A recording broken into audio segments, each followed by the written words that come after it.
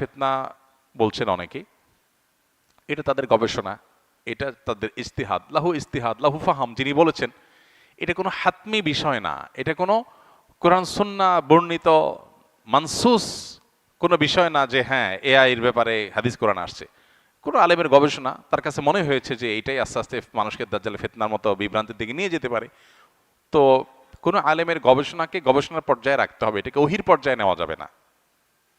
এটা হতে পারে, নাও হতে পারে, দাজ্জালের ফিতনাটা অন্য কোনোটা থেকে আসতে পারে, এগুলো কোনোটাকে নিশ্চিত বলার সুযোগ নেই। হ্যাঁ, আমাদের কাছে যদি মনে হয় যে না এটা দাজ্জালের ফিতনা, এটা থেকেই মনে হয় আসবে, তাহলে সেটাকে সেভাবে বলা উচিত, যেটা আমার ধারণা, আমার মনে হয়। মানুষকে সতর্ক আমি করতেই পারি, বাট নিশ্চিতভাবে আমি বলে দিলাম এই রাইট আমার নাই, কারণ আমার কাছে ওহি আসে নাই, এবং আমি এটা বলতে পারি না অন্য কোনো ওই থেকেও দাজ্জালের ফিতনা আসতে পারে। তবে এটা ঠিক যে এটা এক ধরনের ফিতনা এবং বিভ্রান্তিতে মানুষকে ফেলে দিচ্ছে, উম্মাকে ফেলে দিচ্ছে, এবং নানাবিধ ফিতনার দুয়ার উন্মোচন করছে। ফিতনা কোথায় গিয়ে ঠেকবে, কত বড় আকার ধারণ করবে, সেটা আল্লাহ আলাম। পাশাপাশি এর ব্যবহারের কথা বলেছেন।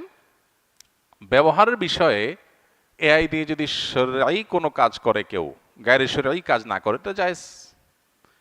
এটা একটা টুল বা এটা একটা টেকনোলজি, এটাকে ব্যবহার করে যদি শরিয়া নিষিদ্ধ নয় এমন কাজ কেউ করে, তাহলে সেটা করতে অসুবিধা নেই। কিন্তু শরিয়া যেটা নিষিদ্ধ সেরকম কাজ যদি কেউ করে, প্রতারণামূলক কিছু করলো, কোনো সৃষ্টির অবয়ব তৈরি করলো, এমন কিছু করলো যেটা শরিয়া অনুমোদন করে না, তাহলে সেটা এআই দিয়ে করলেও নাজায়েজ হবে, অন্য কোনোভাবে করলেও কি হবে, নাজায়েজ হবে, হারাম হবে।